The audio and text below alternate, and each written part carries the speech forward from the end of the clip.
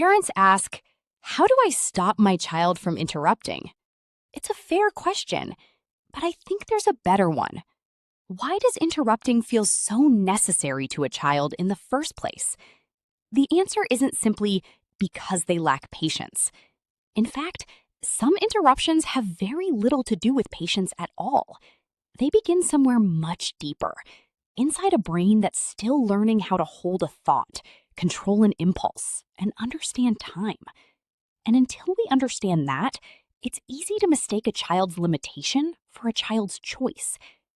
Teaching children not to interrupt is important, but if we only focus on stopping the behavior, we miss the reason it's happening. Because once you understand why your child keeps interrupting, the way you respond begins to change. Think about the last time your child interrupted you. Not the fourth interruption, the very first one. What were they trying to tell you? Maybe they spotted a butterfly outside the window. They wanted to show you a drawing. Or they suddenly remembered something they couldn't wait to say. From where you're standing, none of those things feel urgent. The butterfly will still be there. The drawing isn't going anywhere. The story can wait another minute. But your child isn't deciding whether those things are important enough. Their brain is asking a different question. Will I still remember this if I don't say it now?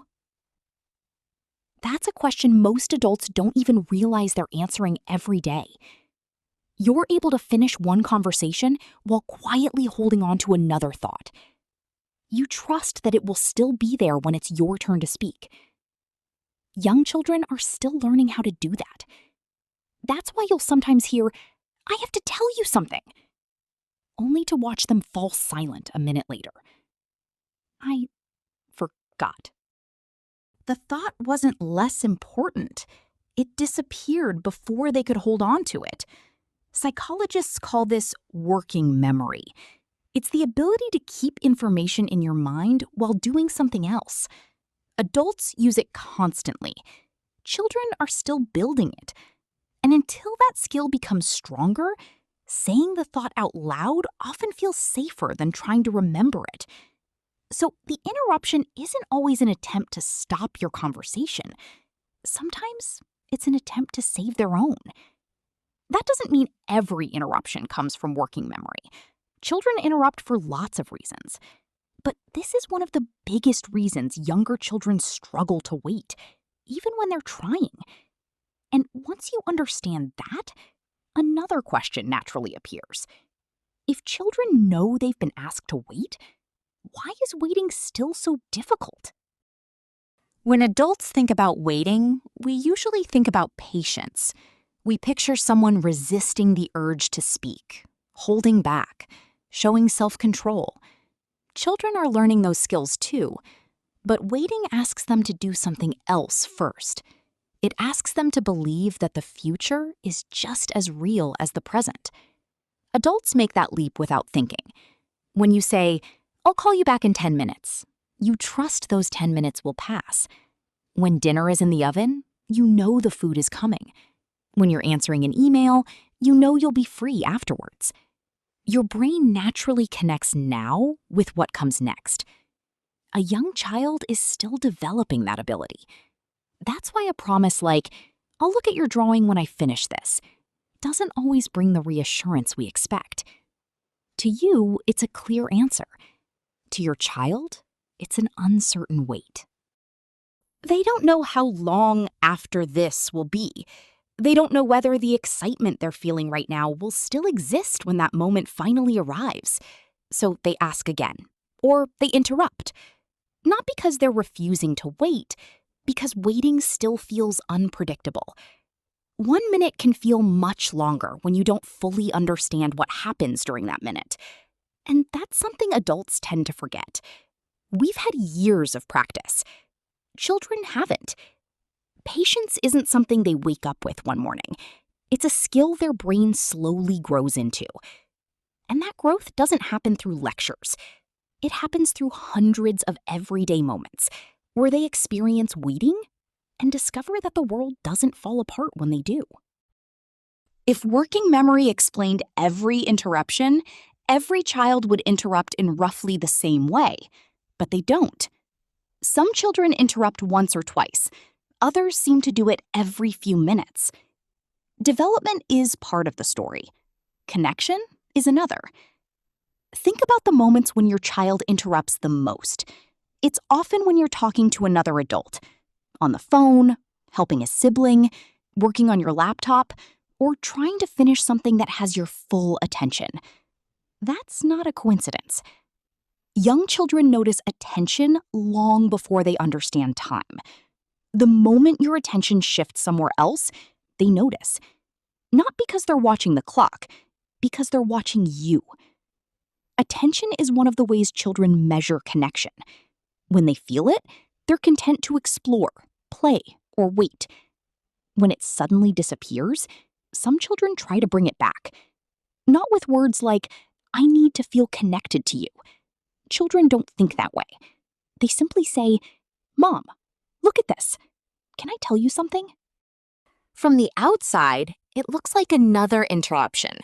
From the inside, it can be an attempt to reconnect. That doesn't mean every interruption is a request for attention. Children genuinely have things they want to share. But for some children, especially during stressful periods or big changes, interruptions become more frequent because the need for reassurance becomes stronger. A new sibling, starting school, a parent returning to work, a change in routine, even a week when everyone has simply been busier than usual. None of these experiences automatically lead to interrupting, but they can increase a child's need to check, "Are you still there?" And they often ask that question without using those words. They ask it through their behavior. This is why two children of the same age can behave very differently. One child waits with little difficulty. Another interrupts every conversation. The difference isn't always discipline. Sometimes it's what each child needs in that moment. Understanding this changes something important. Because if an interruption can sometimes be a request for connection, then simply telling a child, "Stop interrupting," doesn't teach them what to do instead. So, how do we help children learn patience without making them feel unheard? Understanding why children interrupt doesn't mean allowing them to interrupt whenever they want. Children do need to learn that conversations have turns. They need to learn that other people deserve to finish speaking. And they need to learn that waiting is part of living with other people. The question isn't whether we teach those lessons, it's how we teach them. Many of us rely on the same instruction. Don't interrupt. Wait. I'm talking. The words make perfect sense. The problem is that they describe the behavior we want, not the skill the child is still learning. A child who struggles to wait doesn't become patient simply by hearing the word wait more often. They become patient by experiencing waiting over and over again and discovering that the wait always comes to an end. That means our response matters. Instead of saying, "Wait a minute," give them something they can understand. "Let me finish this sentence, then I want to hear what you have to say."